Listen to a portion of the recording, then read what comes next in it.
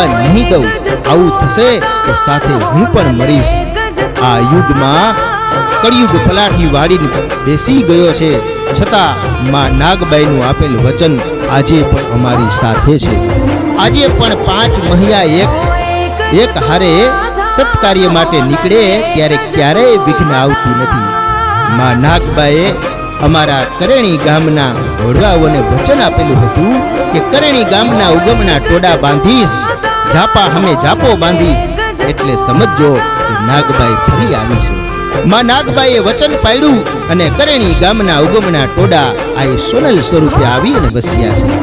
મહિયા દરબારો આ સોનલને નાગબાઈ માતાજીનો પુનઃજન્મ જ માને છે. પોતાના ઈષ્ટદેવી નાગબાઈ માતાજીનું સ્વરૂપ સોનલ આય પધાર્યા છે. વચને જન્મ ધૈરા, વચને જન્મ ધૈરા, વચને કીધા કાજ, વચને કરેણી આય